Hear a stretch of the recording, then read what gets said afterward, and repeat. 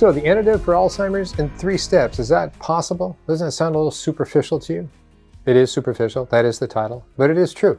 3 things you need to do. The first we've already talked about at length, that's ketosis, or nutritional ketosis. It's a requirement. But the problem about just betting on that, just doing that, what does that mean? That means low carb. That means making sure, and you can get a ketometer. We've talked all about this before, and feel free to look at this particular video that we just did, among others. It's necessary. It is required, but it is not sufficient. And so what I mean is having the best fuel, if that's how we're going to analogize this, the best fuel for your brain is absolutely necessary. And that is ketones. That is in being a nutritionalist ketosis. That is being metabolically flexible. So you can grab your glucose when you need it, like when you're under stress. And when you're not, you're burning ketosis. And even when you're doing long distance running, as has already been done, like 100 miles, ultra marathons, they do that fat burning. It's amazing. So that has to be done as a foundation. My analogy is in looking at a car. You know, if we have the best fuel, we found the best fuel, we feel so happy for that. But we have a jalopy of a body. We haven't taken care of ourselves in other ways. The fuel is not going to matter. It's required, obviously, right? So when you have great fuel, think of the car, but the body's banged up, perhaps the gas line, if we're speaking about gas, as opposed to electric, as opposed to something else, it's plugged up, it's the filters hasn't been changed, whatever.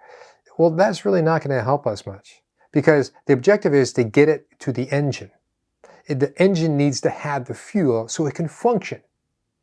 That's 2 parts. So in the body, after the fuel is the body. What does that mean? What is the analogy? The analogy is very specific. It's a body of research that came out of 2010 out of Oxford, England, under David Smith's lab. It's really fascinating. It was when they heard so much about Alzheimer's and they did all these medications, all these pharmaceuticals, and none of them worked. He started turning back to natural products, quote unquote, real basic natural products like fish oil and B vitamins.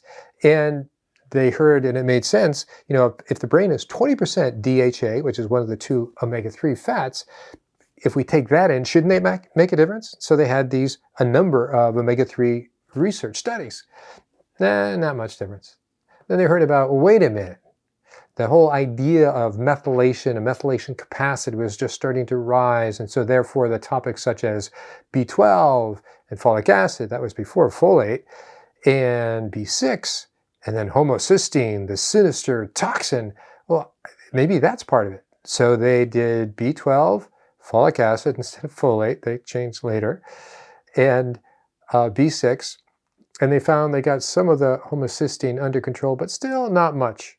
Then they did the fish oil, EPA, and DHA together with B12, folic acid, later to folate, B6, and I'd throw in B2.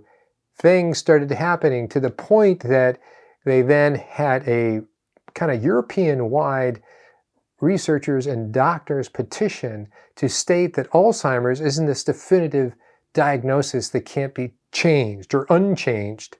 And so they felt it was a curable condition. That was profound. And that had nothing to do with a ketone, had nothing to do with ketosis. Meanwhile, in North America, you had stories of, we've already talked about MCT oils last time, and you had the story of Dr. Mary Newport basically bringing coconut oil. This is back in 2008 and her husband did die in 2016, but got tremendous improvement through just coconut oil. And that whole market has expanded, probably because of her story. Now there's lots of coconut oil out there, and the MCT oil has exploded, even though that's been around, as you know, since the 50s and 60s, as in 1950s and 60s. So you have that as background. The body is the fish oil taken in concert with, together with, synergistically with B12, folate, and B6. That's the very least. And why is that? The thing that they noticed is that homocysteine was a toxin. All the research in homocysteine since the 1970s was under a guy from Kilmer McCulley. Great story, covered that on podcast. But he was saying, wait a minute, homocysteine is the driver of cardiac disease, coronary arthritis, coronary disease. And he was kicked out of Harvard labs, only to be feted in Europe and then invited back to Harvard. Kind of funny that. He was on the VA hospital in Providence, which he's still at. He's an older guy now, nearly 90. So putting these together, they treated the whole homocysteine side of things. And without going too far into it, it speaks to what they treated was one's methylation capacity to minimize homocysteine, but also to turn on and off the appropriate genes. That's the whole middle ground. So you're adding best fuel, nutritional ketosis, with the best body, B12, B6, folate, folic acid, and omega-3 and 6. And you can go one step further, by the way. These are actual labs you can take, so it's not just pie in the sky. What you can also look at is the omega-6 to 3 ratio. That goes back to Dr. Artemis Simopoulos and her work since the 70s and 80s. It's like now you have a pretty tight handle, 2 steps on getting back and reversing cognitive decline.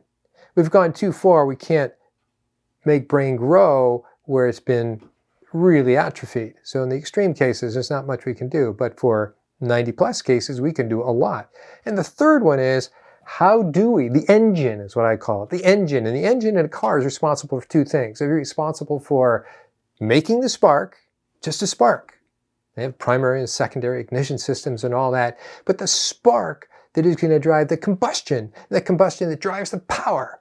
So it's that little miracle of getting the spark to go on a regular basis, sustainable basis, a predictable basis, on again and on again and on again.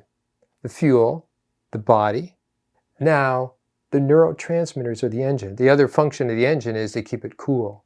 So you can call that cerebrovascular, cardiovascular, keeping the fluid flowing so it doesn't overheat. Spark and keeping the temperature down. So the world of neurotransmitters, how do you support that? That also reflects onto kind of a genomic predisposition to a degree. It's very much a nutritional predisposition. And we know that choline, for most people in the United States, is deficient. And so it makes perfect sense that they won't be able to produce acetylcholine. And when you don't have enough choline in your diet, it starts to cannibalize the other aspects. So neurotransmitters will then start cannibalizing the phosphatidylcholine and the phosphatidylserine, which is the membranes of your cells. So that starts to get, they have to go backwards saying, no, we need that. No, we need that. No, we need that. So it goes for neurotransmitters. But as you don't have enough in your diet, both start to be compromised. So those are the 3 things. Bang, bang, bang. You do that, and yeah, some labs are required, but it's very straightforward. It's not a, oh my gosh, what can we do? Where should we go? This is what you need to go. This is what you need to do. And yes, if you are working with somebody who is really pretty cognitively impaired, they do have dementia, maybe even in Alzheimer's, they will need a caregiver to make sure that this happens, as to bring them back into full functionality. So back to the story of Dr. Mary Newport and her husband, it was phenomenal. He came back to, couldn't even draw a clock, which is one of the academic tests for, well, how's the cognitive impairment? What level cognitive impairment do they have? He improved it to the point that he was folding the paper very specifically to get the dead center so he could draw the clock.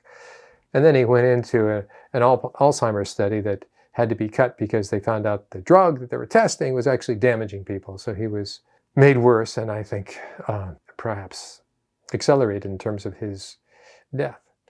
So there you go. 3 short steps, how to take care of this. And so whether you're a college student or whether you're working your grandparents' mental clarity, this can be done. And it's very straightforward. And if you're into labs, I think labs is very helpful. How do we know things about nutritional deficiencies? We can sort of guess it from diet, and certainly tracking one's diet is very important. But labs serve a purpose. Because out of the work of Oxford, England, for instance, Dr. Smith's lab, it was considered homocysteine was toxic. And so those are labs we commonly do, and you have to look at that. So if you're not doing labs, you're missing a big picture. Till next time. I just want to say, if this is something you're really interested in, as I am, you might be really interested in following some of these videos. Take care. Till next time.